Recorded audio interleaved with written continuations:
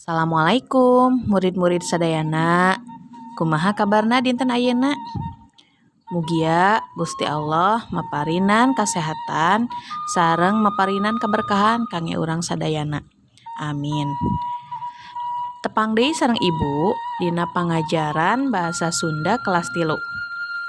Urang lebet kana pangajaran anu kadua nyaeta pangalaman anu matak nineung. Dina kagiatan sapopoe tangtu pareng aya kajadian anu teu gampang kapopohokeun sarta jadi pangalaman nu matak nineung salawasna. Pangalaman pikabungaheun, pikasusaheun, pikaseurieun atawa pikasediheun bakal angger dipikainget sarta aya mangpaatna pikeun kahirupan satuluyna. Contoh pangalaman nu pikabungaheun nyaeta 1.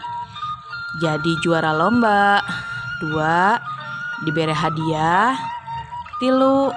Piknik jeung kulawarga jeung sajabana.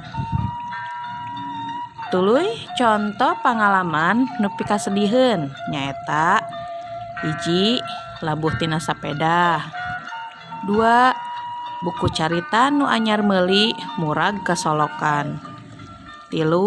Dijauhan ku babaturan jeung contoh nu sajabana. Kajadian-kajadian eta matak nineung sabab urang bakal inget saterusna. Tuluy bisa mere manfaat keur kahirupan satuluyna sangkan jadi contoh.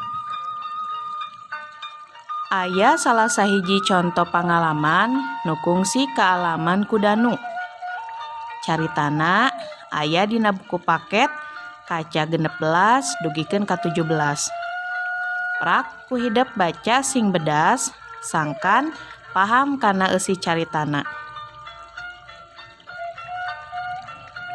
Saatos maca carita pangalaman Danu, hidep tangtu bakal tiasa ngajawab pananya nu aya di kaca 17 dugikeun ka 18.